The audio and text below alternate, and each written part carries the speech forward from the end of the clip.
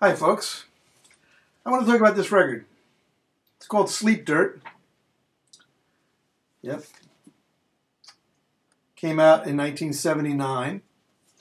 And I remember hearing one of the cuts on this album called Flambe, a piano-based piece by Frank Zappa, featuring George Duke and Ruth Underwood and Chester Thompson playing on it. And I remember hearing it. I wasn't feeling good. I was sick. I was at home from school back in 1979. And I remember my mom was going to go out to get some medicine for me. And I told her about this record. But, I wasn't really thinking too much that, eventually I would get it at the record store. But to my surprise, when she came home, she gave me this record. So I was really grateful. And it was just, I felt good all of a sudden. I wasn't feeling sick. I felt really, really good. Anyway, I remember playing this record and thinking that it's sort of like a missing link, kind of like a Hot Rats missing link, because it was all instrumental, even though later on Frank released it with vocals on it, which was interesting, but I like the instrumental versions better, which eventually they released that on CD back in 2012. So this one doesn't have any vocals. This album is interesting, and it's a really fine record, if you can find it, or if you can find the CD. That's probably going to be more practical.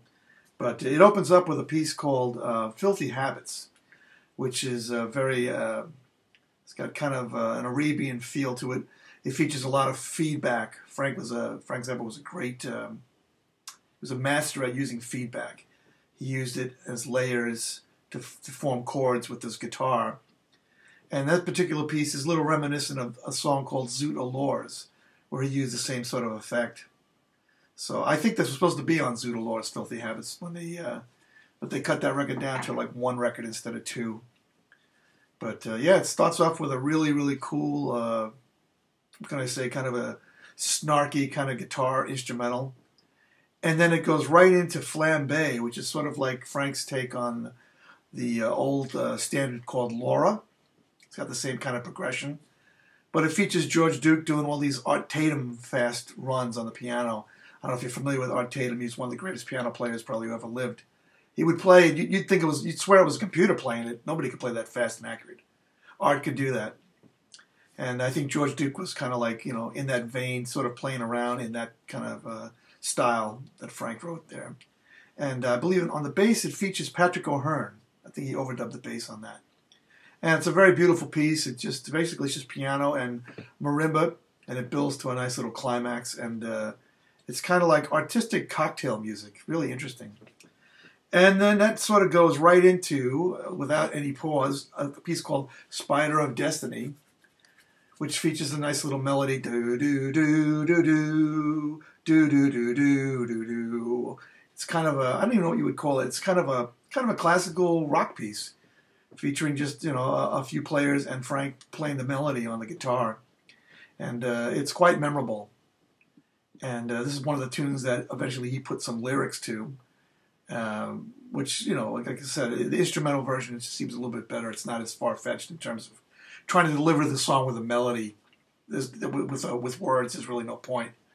But hey, that was for his Hunch Into It Broadway show that he wanted to get Barbra Streisand to sing on, but I don't think that ever came to fruition. So the next song is called The Re-Egyptian Strut, which Frank said in 1975 would be out on the next record after One Size Fits All. But that wasn't the case. So I don't know. He said it was going to come out back then. I had to wait another 4 years for it to come out. It's a magnificent piece, one of the best instrumentals I think that he's ever written. It features Bruce Fowler playing all the trombone parts, and it's just like this really funky kind of, I don't know what you would call it, kind of a processional. I keep thinking, he says Re-Egyptian strut, so I keep thinking of like the Egyptians, putting together some sort of pyramid or something.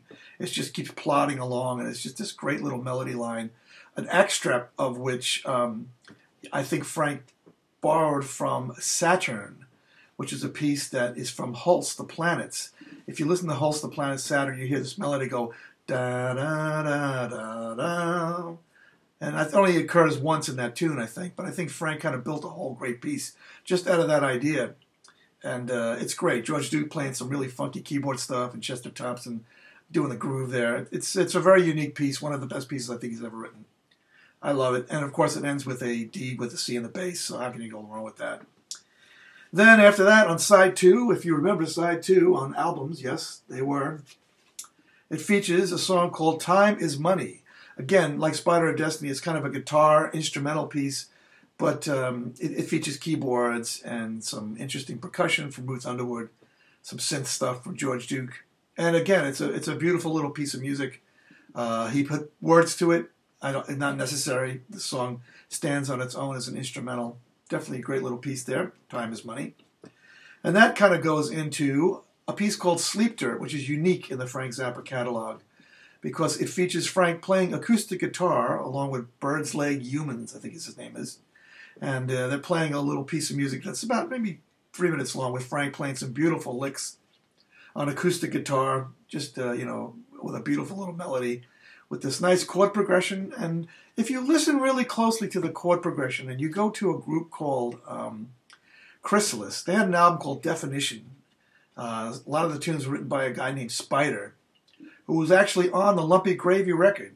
And Frank was very aware of this group. In fact, he was asked to produce the record. But I believe the manager of the group, Chrysalis, that was the name of the group, I believe they said no, they didn't know, he didn't want to deal with Frank. I guess they didn't trust him, or he felt that he was too radical for it. So they ended up doing it themselves. And actually my composition teacher, Peter Winkler, arranged some stuff on their album called Definition. And there's a really beautiful piece called Cynthia Jerome. And it sort of reminds me of Sleep Dirt. It's got the same kind of chord progression. And I'm sure Frank had mentioned that he liked the record a lot. So he might have been influenced by it in 1968. It might be an influence. If you want to take a look at that album by Chrysalis called Definition and take a look at the song Cynthia Jerome and listen to Sleep Dirt, you'll hear there's some similarities there with the chord progression. I don't know. That's something I noticed. Who knows? And then it goes into this final outrageous piece called The Ocean is the Ultimate Solution, which I believe was the audition for Patrick O'Hearn. He just kind of dragged Patrick into the studio one night along with Terry Bozzio and just let him go. And so they just jammed out. Frank plays a really interesting guitar. It sounds like all the pickups on his guitar, all the strings on his guitar had pickups on it. It's a very unique sound. I don't know what it is. It's very funky. And so it's got like a section that's kind of funk orientated, really kind of a groove thing. And then it goes into straight ahead rock and roll, not heavy metal, but, a Frank Zappa kind of progression. And Frank just rips on it. It's like one of his best solos ever. And most of it, like I said, for the most part, it was all improvised. And that's how the album is, about 30, 40 minutes worth of music. Sleep Dirt is the record. I would suggest buying it if you like Frank Zappa music. It's brilliant, brilliant stuff. Along with the compendiums, like I said, Orchestral Favorites, which came out a little later, and Studio Tan. Those are kind of like 3 albums full of great stuff, which he later put together as a thing called Lather. But I like them as separate separate works. I think they work better that way. So anyway, that's my review on this 1979 release, Sleep Dirt by Frank Zappa. If you see it in the store, pick it up. Obviously, this is kind of hard to find a vinyl copy of it. But, yeah, take a look. And man, Frank was releasing so many great things at that time. If you were someone who liked him like I did, it was like you're in heaven. This guy's just an amazing genius coming up with all this stuff. Plus amazing, amazing players. So, Frank Zappa, the album cover by Gary Panter. It wasn't even approved by Frank, but Gary did it for Warner Brothers. He also did Studio Tan, and he did Orchestral Favorites, which is another one of my favorite albums.